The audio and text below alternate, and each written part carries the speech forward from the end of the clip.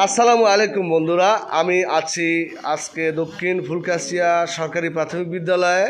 বিদ্যালয়টি অবস্থান বুরহানুদ্দিন ভোলা। এই বিদ্যালয়ে এটা হচ্ছে চতুর্থ শ্রেণীর সহ বিভিন্ন শ্রেণীর পরীক্ষার্থী এখানে পরীক্ষা দিচ্ছে। আজকের পরীক্ষার বিষয় হচ্ছে বাংলা। একটু অনেকে সহজ মনে করলে আমি মনে করি একটা কঠিন বিষয়, কেননা বাংলায় অনেক লেখার কাজ রয়েছে। এই প্রত্যেকটা প্রশ্নই লিখতে হবে, এই জন্য অনেক লেখা। আর সময় ওদের জন্য 2.5 ঘন্টা। পরীক্ষা তো 2.5 ঘন্টা, নাকি 2.5 ঘন্টা না তোমাদের? আচ্ছা, আগে ভালো করে প্রশ্ন বুঝে তারপরে তোমরা উত্তর দিবা। প্রশ্ন খুব সুন্দর হয়েছে এবং তারা বুঝে শুনে পরীক্ষার প্রশ্নের উত্তর দেওয়ার চেষ্টা করতেছে।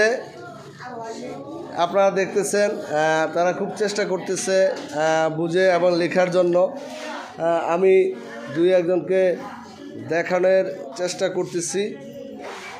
এই যে লিখতেছে, এবং বাংলা অনেকগুলো প্রশ্ন। ওদের বাংলা 1 থেকে 14 নাম্বার পর্যন্ত প্রশ্নের উত্তর দিতে হয়।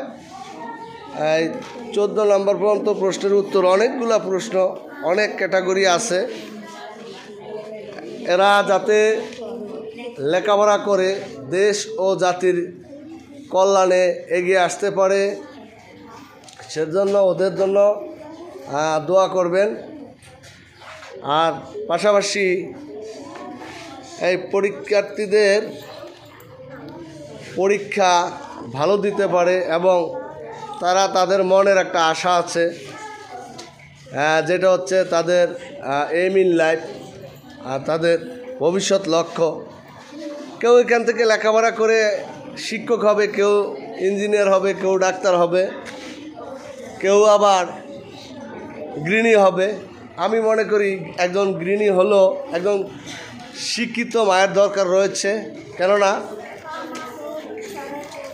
একজন শিক্ষিত মাই দিতে পারে একটা শিক্ষিত জাতি।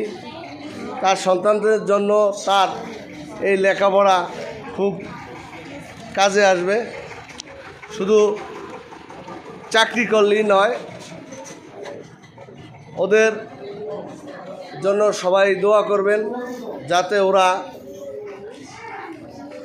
ওরা লেখাপড়া করে সামনে এগিয়ে যেতে পারে এবং বাবা মার আশা আকাঙ্ক্ষার প্রতিফলন ঘটাতে পারে।